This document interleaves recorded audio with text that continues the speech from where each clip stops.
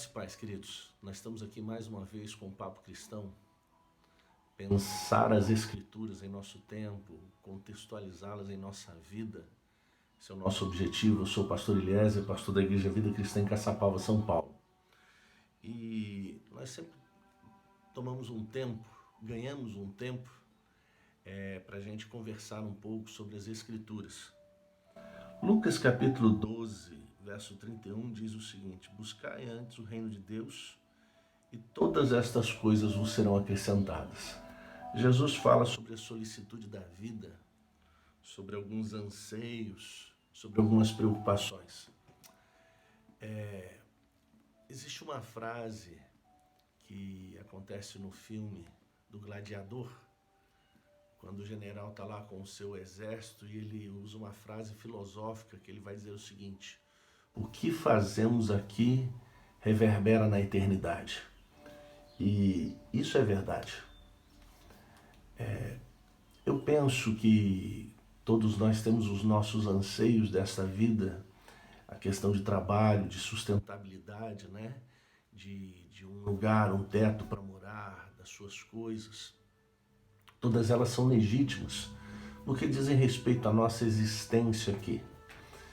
O que me preocupa às vezes é o fato da gente não colocar o mesmo peso e a mesma medida com relação à eternidade. Eu conheço gente que, quando jovem, se empenhou, se dedicou, se estudou muito para conseguir adentrar numa faculdade federal e realmente conquistar os seus sonhos. E, de novo, não existe nada de errado nisso. Eu me lembro da pessoa levantar cedo, estudar e ficar estudando.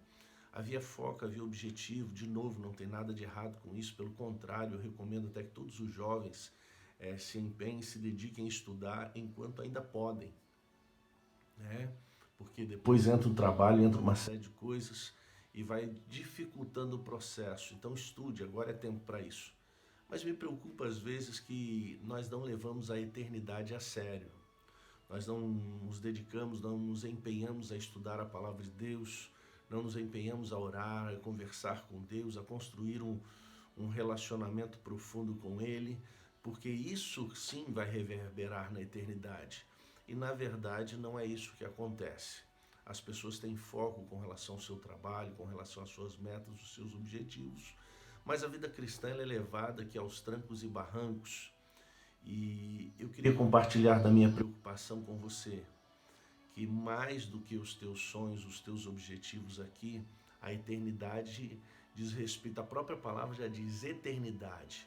É toda uma existência vivida ali, seja no céu ou não.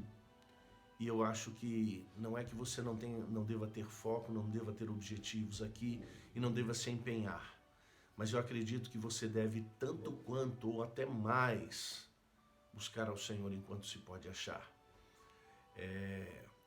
Existe um homem que viveu alguns séculos atrás, viveu numa cidadezinha nos Estados Unidos, que ele dizia o seguinte: eu sou o primeiro a levantar de toda a cidade, porque eu acho um absurdo as pessoas levantarem para as suas coisas e não levantarem em primeiro lugar para Deus. Se você não tem tempo de ler a Bíblia, levante mais cedo, durma mais tarde. Ah, mas eu estou cansado. Mas se fosse para os teus objetivos, você faria. É interessante a gente pensar que, com relação à escola dominical, por exemplo, muita gente não levanta cedo para ir à escola bíblica dominical. Mas se for para viajar, que seja no domingo, 5 horas da manhã, 6 horas da manhã você levanta. Então, a fala que Jesus deixa aqui para nós é muito pertinente. Buscai antes o reino de Deus e todas estas coisas vos serão acrescentadas. A solicitude da vida, os anseios, desde que você tenha foco e objetivo, o Senhor vai conceder, mas desde que você priorize o reino. Você tem priorizado o reino em nossos dias? Porque os dias são maus. O mundo jaz no maligno. E se nós não estivermos em Cristo, pode ser que nós tenhamos uma eternidade totalmente diferente daquilo que imaginamos.